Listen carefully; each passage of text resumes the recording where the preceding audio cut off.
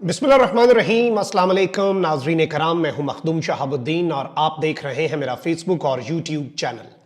उम्मीद करता हूं आप सब लोग बखैर वाफियत होंगे और जहां भी होंगे अपने अहले खाना समेत खुश भी होंगे और महफूज भी। नाज़रीन कराम, एक जानिब तो पाकिस्तान की सियासत में हलचल है, तो वहीं दूसरी जानिब नून लीग की बुनियादें हिल चुकी हैं और नून लीग इस वक्त टूट फूट का शिकार नहीं बल्कि टूट चुकी है।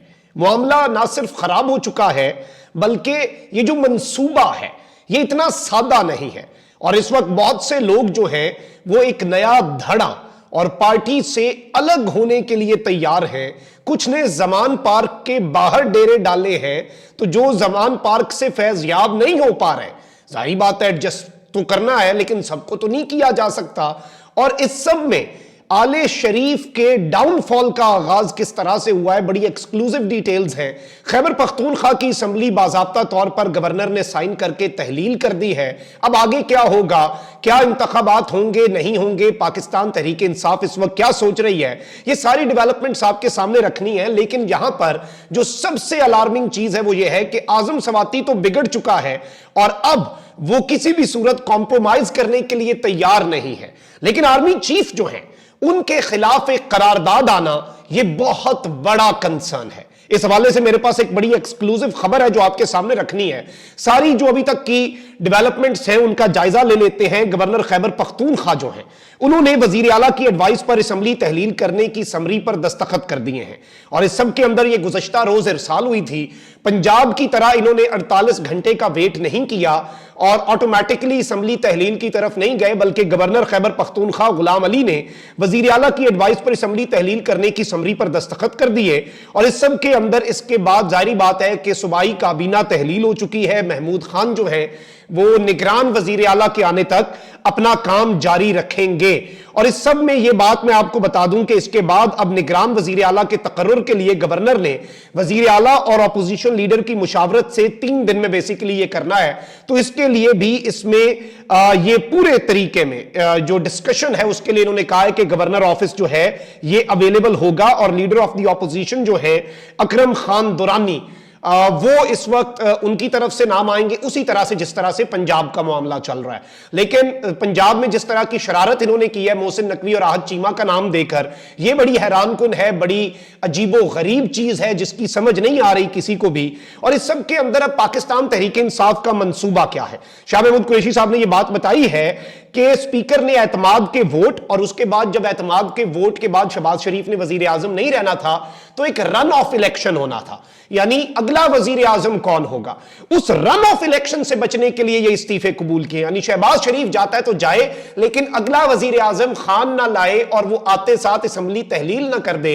इसलिए इन्होंने ये 35 जिनमें 34 पाकिस्तान तहरीक इंसाफ के और एक शेख रशीद साहब क्योंकि उनकी अपनी जमात है, तो ये टोटल 35 इस्तीफे जो हैं। और इसमें इन्होंने ये बात कही है कि इलेक्शन कमीशन ने मिली भगत से डी नोटिफाई किया है और इस सब के अंदर ये सारा मामला पूरी कौम ने देख लिया है कि हुकूमत की कैंपेन टांग गई है। हम पॉकेट यूनियन ऑपोजिशन लीडर को बेनकाब करना चाहते हैं और इस सब के अंदर अब बहुत सी चीजें और भी हो रही हैं। लेकिन परवेज खटक साहब ने इस बारे में बता दिया है कि घबराहट अभी भी पीटीआई के कैंप में नहीं है, क्योंकि खान साहब ने यह कहा था कि मैंने अभी बहुत से इम्तिहान लेने हैं और बहुत से इम्तिहानों से अब शहबाज शरीफ को गुजरना होगा। तो किसी को लग रहा है कि एक इम्तिहान है उससे ये बच गए हैं। यह भी हो सकता है कि खान साहब ने इन्हें फिर से सज्जी दिखा के खब्बी मारी हो, जैसे पंजाब असेंबली में हुआ। ये इस्तीफे मंजूर करवाने का भी तरीका हो सकता है और हो सकता है ये फंस गए हो। तो इस वक्त पॉसिबिलिटीज एंडलेस हैं। परवेज खटक साहब ने भी ये स्टेटमेंट दिया कि हमने जो आइंदा का हमारा मंसूबा है वो किसी को भी नहीं बताना। अब यहां पर एक जानिब यह सब हो रहा है, वहीं दूसरी जानिब मैं आपको यह बता दूं कि कुछ डेवलपमेंट्स और भी हैं और ये डेवलपमेंट्स जो हैं, मैं जनरल बाजवा पर भी आता हूं, आजम सवाती वाले मामले पर और नून लीग की टूट फूट पर भी। लेकिन पहले मैं आपको यह बता दूं कि खातून जज को धमकी देने के केस में अदालत ने चेयरमैन पाकिस्तान तहरीक इंसाफ इमरान खान को आइंदा समाअत पर पेश होने के लिए दोबारा नोटिस जारी कर दिया है। District and session court Islamabad में इमरान खान की जानिब से खातून जज को धमकी देने के केस की समाअत हुई। चेयरमैन पीटीआई इमरान खान अदालत पेश ना हुए। इमरान खान की जानिब से जूनियर वकील सरदार मसरूफ अदालत में पेश हुए, जबकि स्पेशल प्रोसिक्यूटर की जानिब से बैरिस्टर उसामा अदालत में पेश हुए। अदालत ने इमरान खान को आइंदा समाअत पर पेश होने का दोबारा नोटिस जारी करते हुए समाअत बगैर कार्रवाई के 24 जनवरी तक मुलतवी कर दिया। यानी खान साहब के आप ये बात कर सकते हैं कि केसेस जो हैं वो इस वक्त लगे हुए हैं।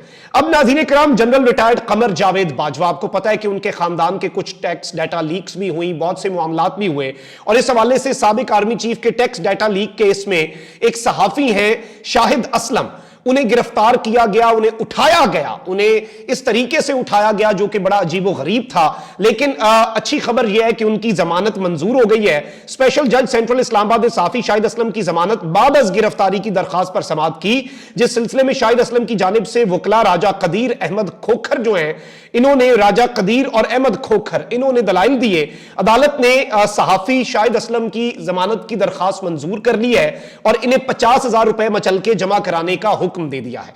अब एक जानिब तो यह सब हो रहा है, वहीं दूसरी जानिब आजम सवाती का मामला जो है वो जनरल बाजवा के गले पड़ चुका है। वैसे जनरल बाजवा की कुछ वीडियोस भी आई और उन्होंने गुमनामी की जिंदगी गुजारनी थी, लेकिन इस वक्त पब्लिक डिबेट का जनरल कमर जावेद बाजवा साहब जो है वो ऐसा हिस्सा बन चुके हैं कि किसी को समझ नहीं आ रही, और जनरल बाजवा भी सोच रहे होंगे कि उन्होंने इस सब के अंदर क्या खोया क्या पाया। नून लीग जो है वो पहले उन पर तनकीद करती थी, फिर पीटीआई ने जनरल बाजवा को तमाम मसाइल की जड़ करार दिया, और अब वापस नून लीग जो है वो इनके ऊपर हमले करना शुरू हो चुकी है जनरल बाजवा के ऊपर।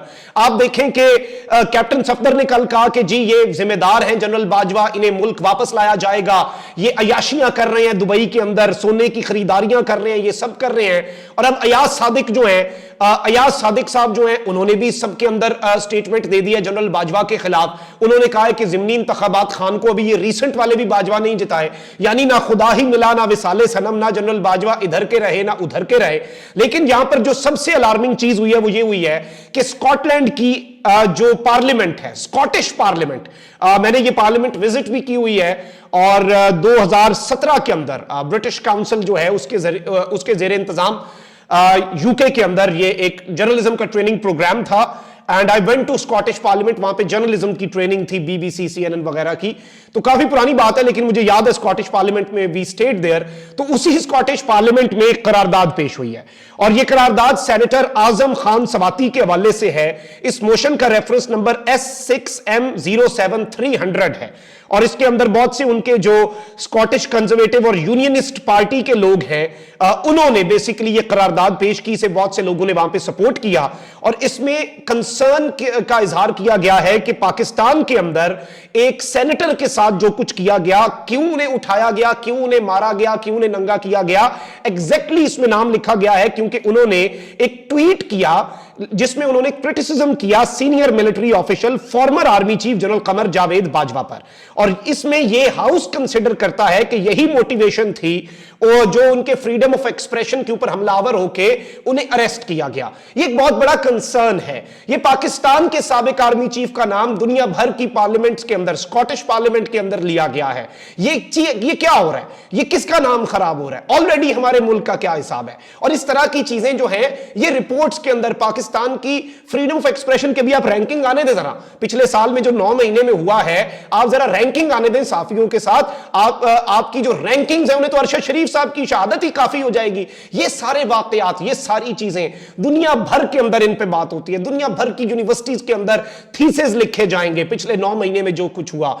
और ये मामला इतना ज्यादा सादा नहीं है, ये रुक नहीं रहा, और इसमें जाहिर बात है लम्हाए फिक्रिया है, क्योंकि मौजूदा लीडरशिप के लिए भी, क्योंकि इदारा भी बदनाम हो रहा है।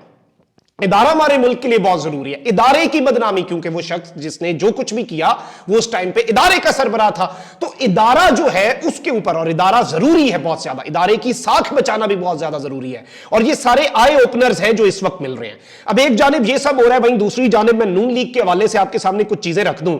नून लीग के अंदर इस वक्त बाज़ाब्ता तौर पर नाज़िर कराम गड़बड़ जो है वो शुरू हो चुकी है, और इस वक्त अंदर खाते ऐसी लड़ाइयां हो रही हैं। ख्वाजा साद रफीक की स्टेटमेंट पता है, उन्होंने कहा है कि इस मुल्क का ये पूरी सियासत से ही मैं तंग हूं, क्योंकि इसमें एक जुडिशरी का मामला, एक एस्टैब्लिशमेंट, तीसरा खानदानी सियासत।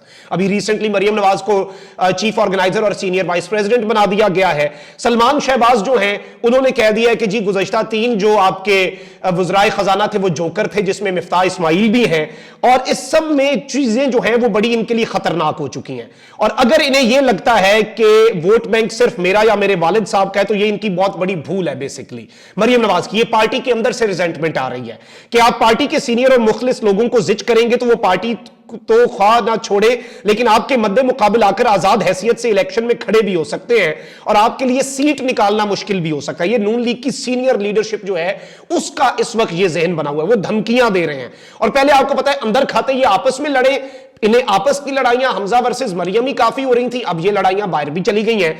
आपको पता है कि हमजा शहबाज जो है वो पहले ही नाराज है। नवाज शरीफ ने हमजा शहबाज को अपना सियासी जानशीन कहा था, हमजा शहबाज उस सास में बैठे थे, फिर मरियम की लॉन्चिंग हो गई और अब वाइस प्रेसिडेंट का रोल मरियम नवाज को जो दिया गया है उसके बाद रोकने के लिए हो सकता है कि हमजा शहबाज जो है उन्होंने भी कुछ सीनियर्स के साथ मिलकर एक प्लान बनाया हो कि हमें हमारा हिस्सा दिया जाए, सारा कुछ मरियम नवाज जो है वो प्लेट में रखकर मरियम नवाज को ना दे दिया जाए, सजाकर मरियम नवाज को ना दे दिया जाए। लेकिन इसमें जाहिर बात है कि एक चीज तो है कि नून लीग मरियम नवाज और नवाज शरीफ के बगैर भी कुछ नहीं है, लेकिन यहां पर अब यह भी इतलात आ रही है, कुछ मीडिया आउटलेट्स ने रिपोर्ट किया है कि शायद खाकान अब्बासी जो हैं वो कराची के अंदर मौजूद है, मिफ्ताह इस्माइल से मिले हैं। उन्होंने कहा कि मुझे 8 महीने से कॉर्नर किया जा रहा है, मुझे दीवार से लगाया जा रहा है, और वो भी 10-15 एमएनए, क्योंकि आप देखें खान साहब के पास 15 एमएनए पहुंचे ना नून लीग के। खान साहब ने अपनी पार्टी को कहा है कि भाई इनके साथ गलत बयानी ना करना, जिसे एडजस्ट कर सकते हैं, अब सारे तो नहीं कर सकते, अपने बंदे किधर करने हैं, जिसे एडजस्ट कर सकते हैं उसका कौमी असेंबली में इम्तिहान लो, वो उस इम्तिहान में पास होता है उसे पार्टी में ले आओ, लेकिन जो नहीं एडजस्ट हो पा रहे उनसे माजरत कर लो, क्लैरिटी के साथ बात करो, इंसाफ के साथ बात करो, किसी के साथ ज्यादती ना करो, ये खान साहब ने कहा। अब वो लोग कहां जाएं, वो लोग नून लीग में नहीं रुकना चाहते। अब यहां पर यह भी इतलात आ रही है कि 15 बंदे तो शायद खाकान अब्बासी साहब के पास है, 15 बंदे तो ये साफियों के कुछ जराये के मुताबिक कुछ दावे सामने आ रहे हैं, और जाहिर बात है कुछ होता है तो धुआं उठता है, आग होती है तो धुआं उठता है, वैसे तो नहीं उठता। तो ये धुआं सा कहां से उठ रहा है ये नवाज शरीफ साहब को भी पता है। और पहले इनकी आपसी लड़ाइयां ही काफी थी, अब उन आपसी लड़ाइयों के अंदर इनका डाउनफॉल आ रहा था, लेकिन अब नीचे से जो चीजें इनके नीचे बुनियाद थी, इनकी पार्टी की सीनियर लीडरशिप जिनके सर पे ये सियासत करते थे, उन्होंने अगर वो सपोर्ट हटा भी ली, मुखालिफ आए या ना, अगर वो सपोर्ट हट भी गई तो इनके लिए चीजें करना इंतहाई मुश्किल हो जाएगा। और इमरान खान की स्ट्रेटजी काम कर रही है, अगर किसी को लग रहा है नहीं कर रही, आपने इस्तीफे मंजूर कर लिए, ये सब कर लिया शहबाज शरीफ से, फिर भी आप 176 पूरे करा के फिर दिखा लें, नहीं हो सकते, क्योंकि इनके अपने अंदर बंदे इतने टूटे पड़े हैं। आधे खान के पास आ गए हैं और आधे वैसे ही नाराज होकर साइड पे बैठ जाएंगे अपनी सियासत बचाने के लिए, क्योंकि अवाम ने इन्हें रिजेक्ट कर दिया हुआ है। अपना बहुत ख्याल रखें। अल्लाह निगहबान। पाकिस्तान जिंदाबाद।